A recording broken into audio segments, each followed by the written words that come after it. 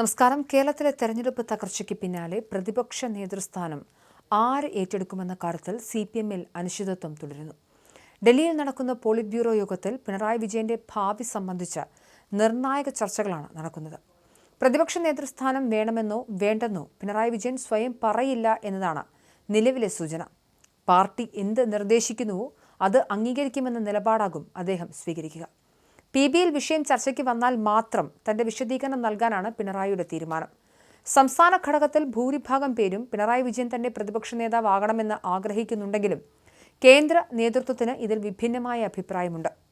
എന്നാൽ PBയിലെ മുതിർന്ന നേതാക്കളും കേന്ദ്ര കമ്മിറ്റിയും ഒരേ സ്വരത്തിൽ ആവശ്യപ്പെട്ടാൽ മാത്രം പ്രതിപക്ഷ നേതൃസ്ഥാനം ഏറ്റെടുക്കാൻ പിണറായി തയ്യാറായേക്കും. താൻ ഒഴിഞ്ഞുമാറുന്നു എന്ന തോന്നൽ അണികൾക്കിടയിൽ ഉണ്ടാകാതിരിക്കാനും അതേസമയം പാർട്ടി അച്ചടക്കം പാലിക്കുന്നുവെന്ന് കാണിക്കാനുമാണ് ഈ തന്ത്രപരമായ മൗനം. CPM ജനറൽ സെക്രട്ടറി MA ബേബിയാകും എന്തായാലും ഇനി കാര്യങ്ങളൊക്കെ തീരുമാനിക്കുക. ബേബി കനിഞ്ഞാൽ പിണറായിക്ക് പദവി കിട്ടും എന്നതാണ് അവസ്ഥ. സംസ്ഥാന സെക്രട്ടറി MV ഗോവിന്ദനും ഈ വിഷയത്തിൽ പരസ്യമായ അഭിപ്രായ പ്രകടനത്തിന് മുതിരില്ല.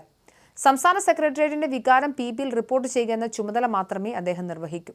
പിണറായി മാറണമെന്ന നിലപാട് കേന്ദ്ര നേതൃത്വം കടുപ്പിച്ചാൽ അതിനെ എതിർത്തൊരു പരസ്യമായ ഏറ്റുമുട്ടലിന് ഗോവിന്ദൻ തയ്യാറായേക്കില്ല. കേരളത്തിലെ തോൽവിയുടെ പശ്ചാത്തലത്തിൽ പാർട്ടിയിൽ അഴിച്ചുപണി വേണമെന്ന MA ബേബി ഉൾപ്പെടെയുള്ളവരുടെ നിലപാട് ഗോവിന്ദന് വലിയ വെല്ലുവിളിയാണ്. തെരഞ്ഞെടുപ്പിന് മുൻപ് തന്നെ മുഖ്യമന്ത്രി സ്ഥാനാർത്ഥിയായി പിണറായിയെ ഉയർത്തിക്കാട്ടാതിരുന്ന ജനറൽ സെക്രട്ടറി MA ബേബിയുടെ നിലപാട് ഇപ്പോൾ പ്രസക്തമാവുകയാണ്. തോൽവിക്ക് കാരണം പിണറായിയുടെ ശൈലിയാണെന്ന വിമർശനം PBയിൽ ഉയർന്നാൽ അത് പ്രതിപക്ഷ നേതൃസ്ഥാനത്തേക്കുള്ള അദ്ദേഹത്തിന്റെ വഴി തടസ്സപ്പെടുത്തിയേക്കാം. കേന്ദ്ര നേതൃത്വം ഒരു മാറ്റം ആഗ്രഹിക്കുന്നുണ്ടെങ്കിൽ പിണറായിക്ക് വഴി മാറിക്കൊടുക്കേണ്ടി വരും. എന്നാൽ എല്ലാവരും ചേർന്ന് നിർബന്ധിച്ചാൽ താൻ ഉത്തരവാദിത്തം ഏറ്റെടുക്കാമെന്ന സന്നദ്ധത അത് പിണറായി അറിയിച്ചിട്ടുമുണ്ട്. പ്രതിപക്ഷ ഉപനേതൃസ്ഥാനത്തിനായി CPI അവകാശവാദം ഉന്നയിക്കുന്നത് CPM-നെ സമ്മർദ്ദത്തിലാക്കുന്നുണ്ട്. ബിനോയ് വിശ്വത്തിന്റെ നേതൃത്വത്തിൽ CPI കടുത്ത നിലപാട് സ്വീകരിക്കുന്നത് പ്രതിപക്ഷ നേതൃസ്ഥാനം നിശ്ചയിക്കുന്നതിലും സ്വാധീനം ചെലുത്തും. CPM-നുള്ളിലെ ഈ ആശയക്കുഴപ്പം മുന്നണിയുടെ കെട്ടുറപ്പിനെ ബാധിക്കുമോ എന്ന ആശങ്കയും ശക്തമാണ്. ഉപനേതൃസ്ഥാനം വിട്ടു നൽകിയാൽ അത് വലിയ വിട്ടുവീഴ്ചയായി കണക്കാക്കേണ്ടി വരും. പിണറായി വിജയൻ പ്രതിപക്ഷ നേതാവാകുന്നത് ഭരണപക്ഷത്തിന് ആയുധം നൽകുന്നതിന് തുല്യമാകുമെന്നും ഒരു വിഭാഗം നേതാക്കൾ കരുതുന്നുണ്ട്. ഭരണവിരുദ്ധ വികാരം ആളിക്കത്തിയ തെരഞ്ഞെടുപ്പിൽ നയിച്ചയാൾ തന്നെ പ്രതിപക്ഷ നേതാവാകുന്നത് ഉചിതമല്ലെന്നാണ് ഇവരുടെ വാദം. എന്നാൽ നിയമസഭയ്ക്കുള്ളിൽ പിണറായിയെപ്പോലെ കറുത്തനായൊരു നേതാവ് വേണമെന്ന് അണികൾ ആഗ്രഹിക്കുന്നു. ഈ രണ്ട് വികാരങ്ങളെയും എങ്ങനെ യോജിപ്പിക്കുമെന്നതാണ് PBക്ക് മുന്നിലുള്ള കടമ്പ. പോളിറ്റ് ബ്യൂറോയിൽ ഇന്നും ചർച്ചകൾ തുടരുമ്പോൾ പിണറായി വിജയന്റെ വിശദീകരണത്തിനായി എല്ലാവരും കാതോർക്കുകയാണ്.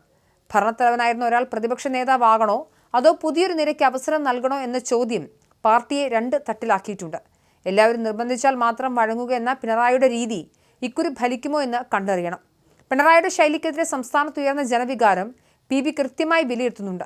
അമിതമായ അധികാര കേന്ദ്രീകരണം പാർട്ടിക്ക് ദോഷം ചെയ്തുവെന്ന ആക്ഷേപവും ശക്തമാണ്. ഇത്തരം സാഹചര്യത്തിൽ പിണറായിയെ തന്നെ വീണ്ടും താക്കോൽ സ്ഥാനത്ത് ഇരുത്തുന്നത് ശരിയാകില്ലെന്ന വാദത്തിന് PBയിൽ മുൻതൂക്കം ലഭിച്ചാൽ ക്ലൈമാക്സും മാറും.